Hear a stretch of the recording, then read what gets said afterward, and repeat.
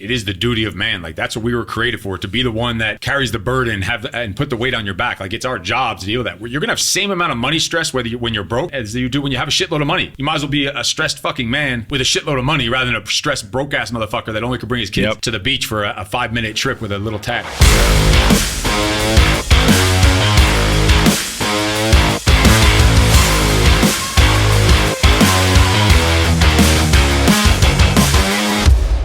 Hey, welcome to the Modern Day Night Project Show. My name is Bedros, and that is Steve, and we are here to help men level up in their faith, family, fitness, and finance, and to un-F yourself so that you can live a life of purpose and passion.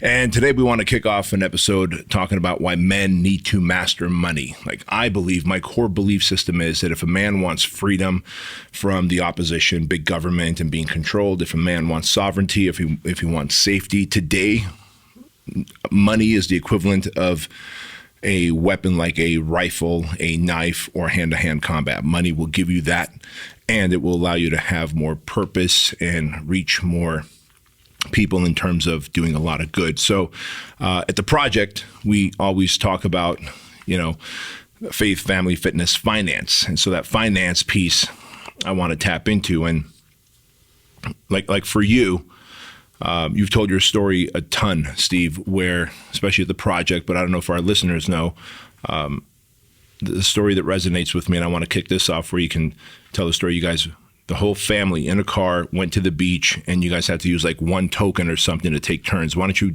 talk about that? Yeah, well, first of all, Bedros, we're talking about money, but money can't buy you happiness. What are you talking about? That's fucking horrible, right? That's a saying. That's what broke motherfuckers say. That's what broke people say. Start off by saying to un-F yourself. Are we going to edit it now?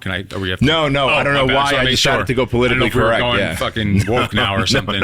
Yeah, wear my rainbow shirt next time or some shit. But yeah, that's when I was a kid growing up, thinking of making $50,000 a year was like the biggest. That was like a millionaire base. That might as well have been $1 million. Yeah. Because when I was a kid, whatever money my father did make, he'd blow on gambling and alcohol and God knows whatever else. So the one family vacation we ever went on, if you want to call it a vacation, is from New York, where we lived, to the Jersey Shore, which is about a 60 minute drive. That was the only vacation ever in my entire life as a kid that we went on vacation. Wow. We went for the day to the beach. One time or once a year? No, one time. One time. You've been on one vacation as a kid. And it was an hour-long drive. Well, that explains why you're instructor Steve. Exactly.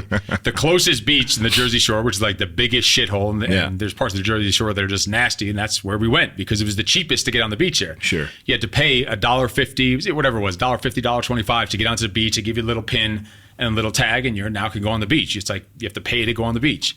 And there were 6 of us, and my brother was in the Marine, so 5 kids, and my 2 parents, we went there. My father bought 1 ticket for us to go on the beach. You got to go on the beach for 5 minutes, come over, sneak the ticket off to the other sibling. They went on for 5 minutes, and when everyone did their 5 minutes, we got 1 ice cream cone that we all shared of the ice cream cone, and we went on our way. That was our vacation. That was our Disneyland vacation as a child. Yeah. So, and it has to do with money. There was no fucking money, right? So, Right. It was the absence of money that caused that, and it was something that you share at the project. And so obviously it's left some kind of a, for lack of a better term, scar or negative memory that you're like, man, that sucked, right? I better go make some fucking money is what it did. Exactly. It started off as a scar, thinking about this is horrible, this and that, but it's like, I don't want to be in that situation, so I better learn how to make fucking money. Bingo. And that's what I want to talk about today, because like everything else we do at the project, we take whatever scar, trauma, setback that we've had, and we flip it, reverse engineer it, and we begin to weaponize it so we can do a lot of good with it. And you and I started working together, man, almost, 8, 9 years ago,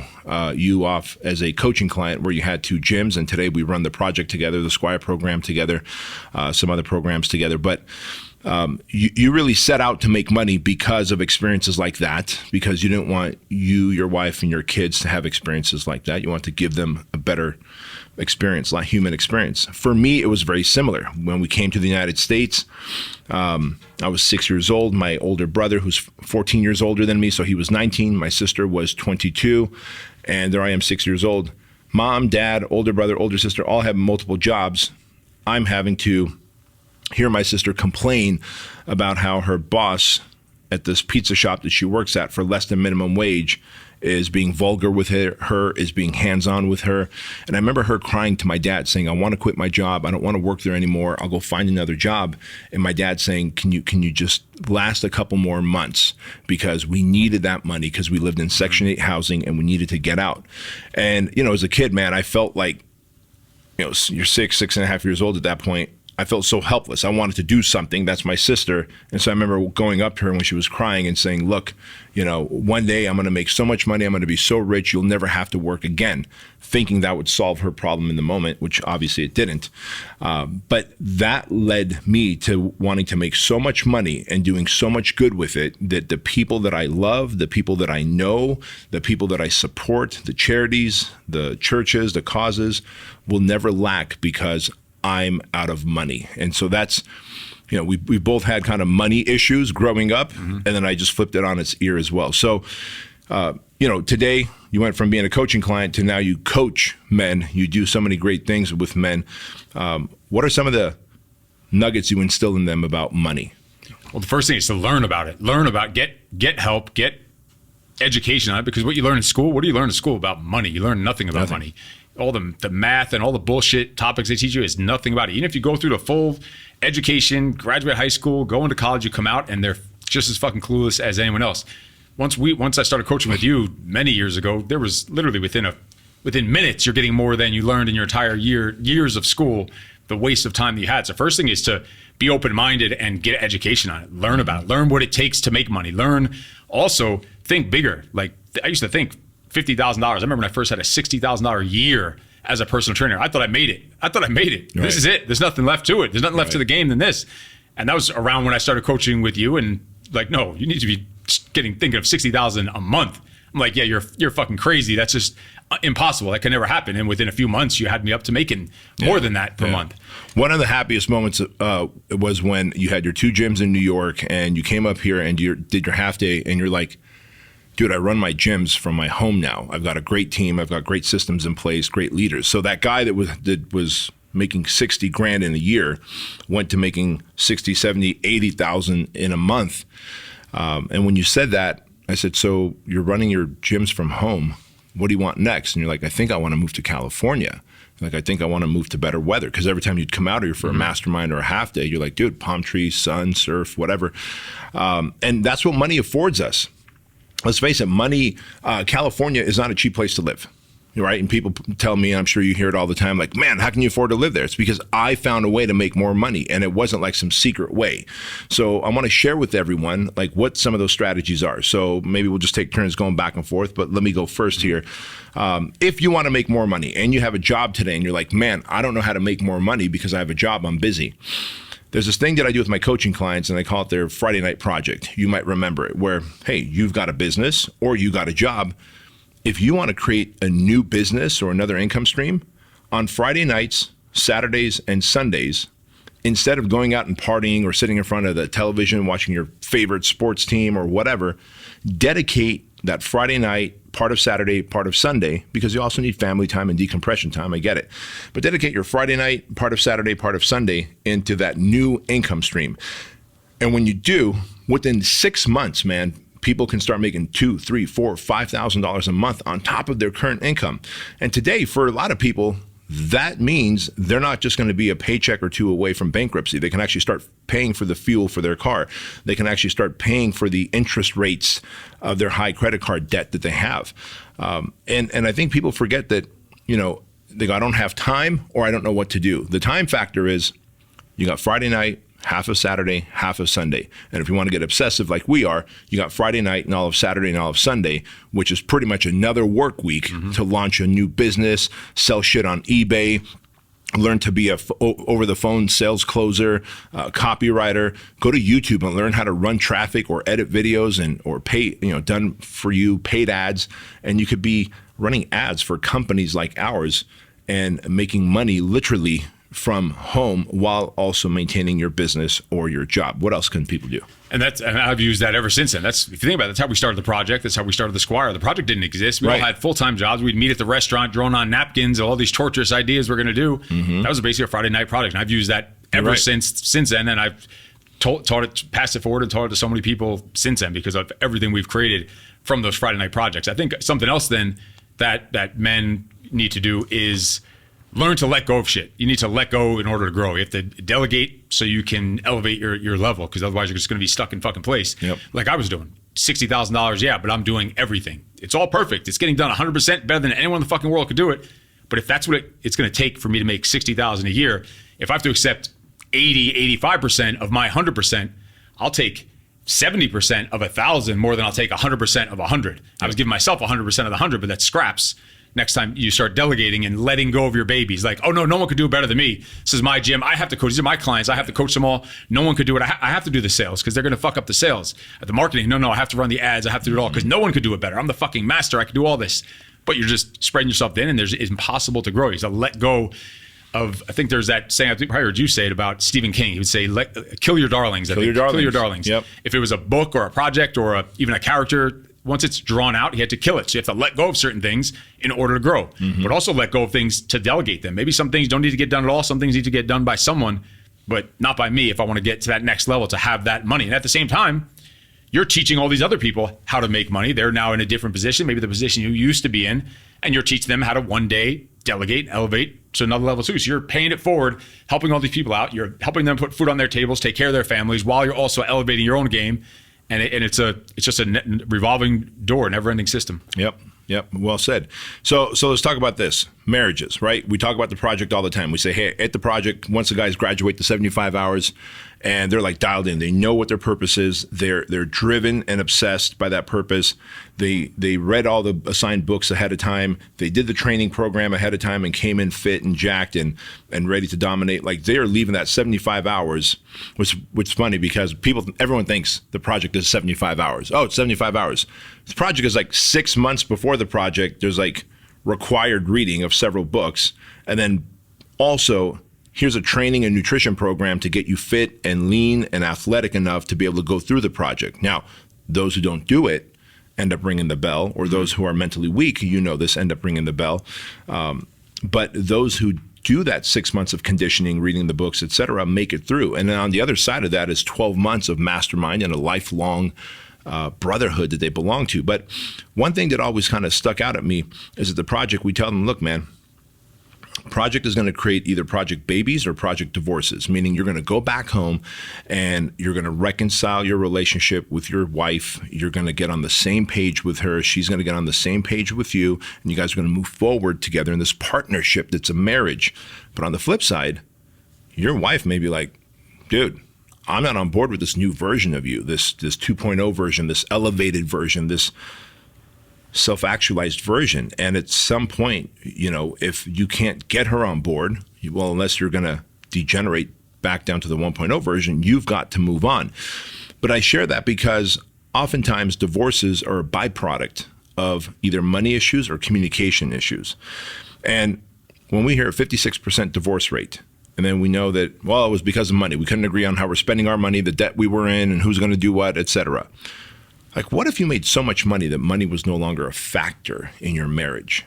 Like, if you're like, hey, I want to donate to that charity and I want to buy that house and I want to have that apartment complex as a rental property, you could actually do all that, right? And so I want to talk about specifically things to do to be able to solve the money issue, because I think as men, it's on us. It's on us and our families to make the money. Even though a lot of families are a two-income family, when I talk to men privately and I'm like, hey, so how do you feel about your wife working? Like, I'm not a big fan, Or making more than them. Or making more than them. They're in a downturn and they're not the sole, their wife is a sole provider. Things like that. We had one guy this last class. Remember? He was like, yeah, I think I'm just going to stay at home. And you called him out. You're like, what do you mean you're going to stay at home? Like, he said he wanted to be a stay-at-home. That was goal, to be a stay-at-home dad. Yeah. Imagine how quickly the wife is going to resent him. He's going to start feeling like a cuck. Like he's going to start feeling like he's this child who's a dependent now to the wife.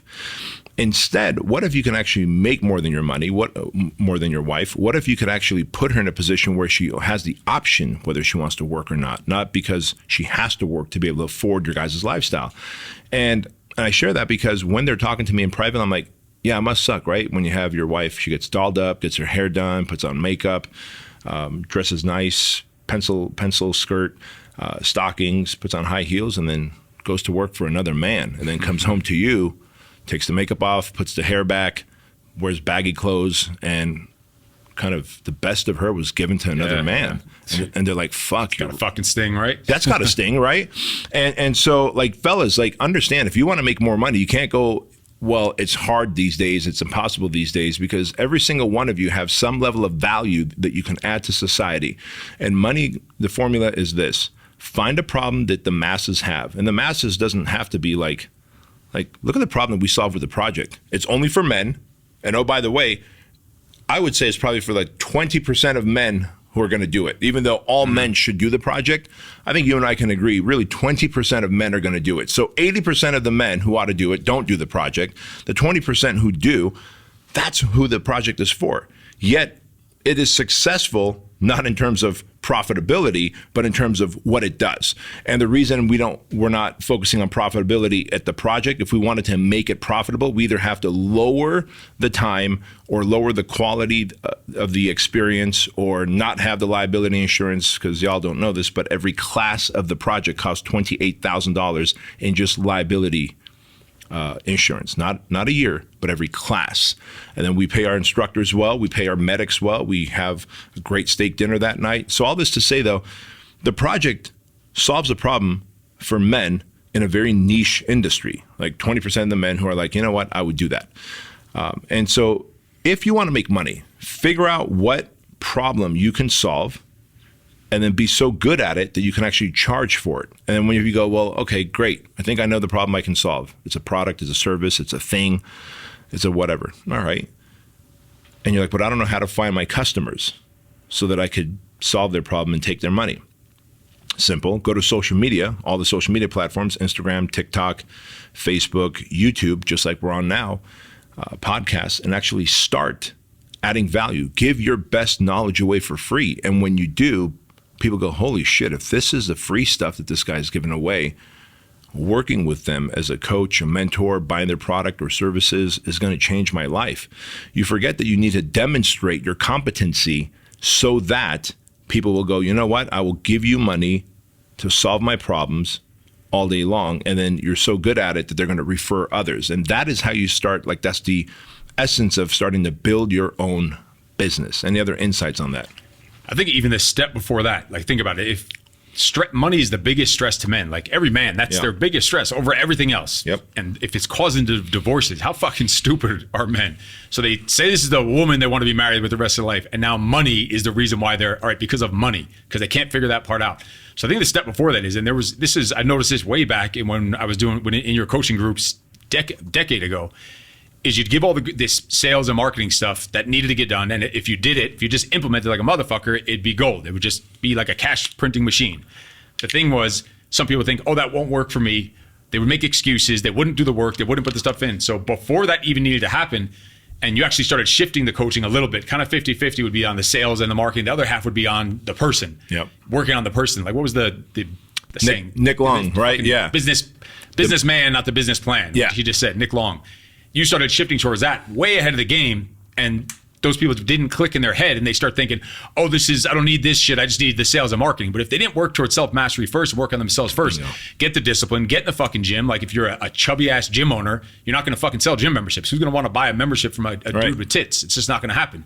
So working on themselves, even the step before that, because you got the greatest marketing and sales script in the world, but if you're just not disciplining yourself and not working on yourself first and having that as a foundation, those daily disciplines and the habits, working on yourself and self-mastery every day, then the rest is going to be useless. So I think that's the first thing they need to do even before that, is get their own shit together, get their own fucking house in order, take care of themselves first, get to the fucking gym, eat a little healthier, get in good fucking shape, get ripped, and work on your self-mastery, do all the things that they should be doing to have a foundation as just a man, because otherwise you're just a half a man now trying to implement they're not going to implement the marketing. They're not going to be making the 100 phone calls you're telling them to make a day, because they don't have that discipline. They don't have the endurance to do it, the durability. They're not built for it. Durability. So building themselves for it first by doing the hard shit, things like the project, all the things we talk about all the time, gives them then the skills to be able to follow through with the sales, the marketing. Otherwise, that stuff is useless if they're just a fucking schlub.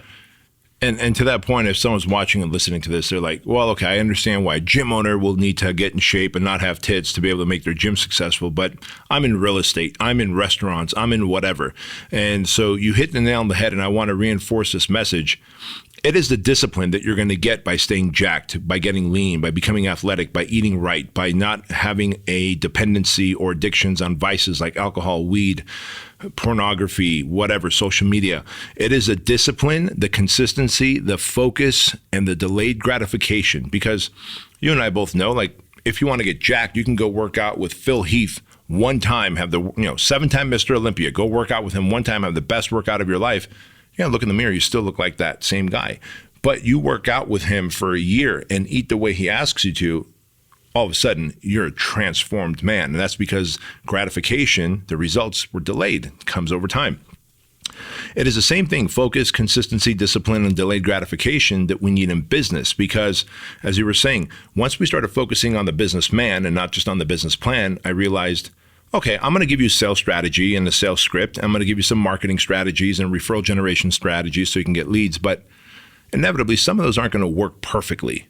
And so the disciplined, focused, hardworking, hard-charging man is going to shift, move, pivot until they figure it out. And the resilience and not giving up and quitting. The first 80 people they call all day for hours and hours that say, fuck you, or don't answer the phone. Oh, screw this. I'm going to go and watch I'm going to go do an Instagram post instead or something. Instead of saying, you know what, I'm going to call the fucking 101st person and the 102nd until I fucking break through. Probably I need to get those sets and reps in to be even good enough to get through to them, but you don't have the discipline or the toughness or the resiliency to even get good enough to make it work. So it's getting the sets and reps in. It goes even the lower level. Like, you were the first one. It's over a decade now since you said about not hitting the snooze button. And it's the fact that you still have to tell people that nowadays is like mind-boggling to me. Like, you have to tell a fucking grown man, don't hit the snooze button, get out of bed when it's time to get out of bed and get to work. Like, this is what man was made for, to do this work. And you're just delaying that and not getting after it.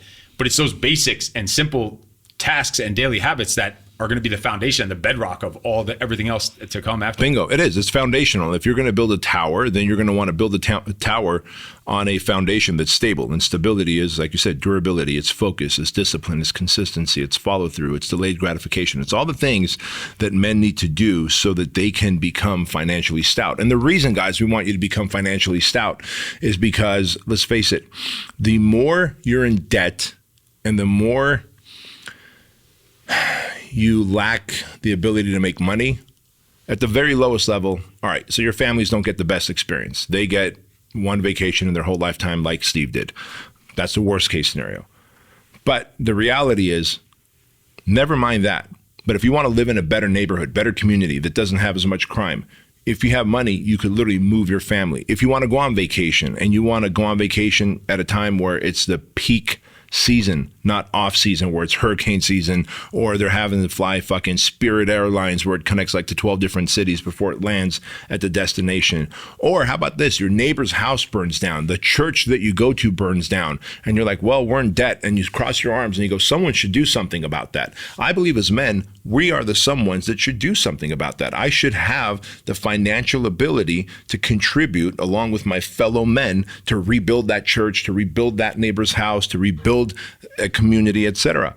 And in the absence of that money, what ends up happening is you become dependent. I believe then you go, well, looks like the government says if I vote for Biden, he'll give us another $1,200 goofball check. It's going to get you far. That's right. You're going to be able to choose your weather. Like, you're talking about choosing your weather. You're creating your own weather. You're the weather forecaster because I want this weather. I'm going to go into a place that has this weather. $1,200 or whatever the bullshit is not getting you any of that. None of it. None of it. And so, you know, if you don't want to be bribed by politicians and you don't want to look to their hands for money and look to them for assistance, then the best thing you can do is realize financial sovereignty is not just something that's good, but it's a responsibility and duty as a man to your family. Anything else to add to this?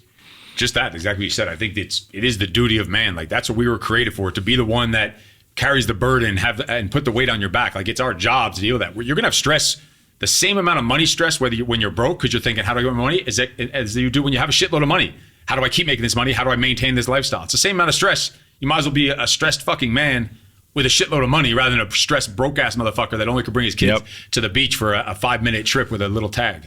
You know what? That's a really good point to end it on. Look, either way, life is going to be hard. Like we always say, life is going to be hard. Man, we're going to be Yeah. Are you any less stressed the more money you make than when you were broke? Not No, really. it's just better even stress. higher level stress, but it's, yeah, exactly. It's better stress, a higher quality of life stress. Because as men, it is our job, like you said, to carry the burden. It is our job. And in fact, we do it with pride because I realize like I fucking do things that children can't, elderly people can't, most women can't.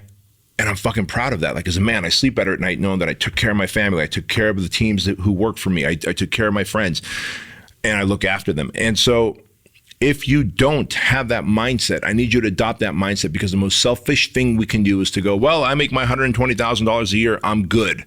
Because what happens if mom gets Alzheimer's disease like my mom did? What happens if your kid gets in a car accident and their body's broken up and you need multiple surgeries to put their body together? And so you got to let that cup overflow, man, and make a lot more pop up money. any time, Bills. It just happened to us here in California. I didn't know that your solar doesn't heat your fucking pool. I never knew that moving to California. What? No one ever told me that. In ours, it didn't. Wait, they connected to everything else but your pool? Apparently, I don't know, or the solar wasn't turned on. We moved into our house, so it was the winter time here in California. You want a hot pool all summer. I left that motherfucker running 2 months straight. Oh, and we have automatic bill pay.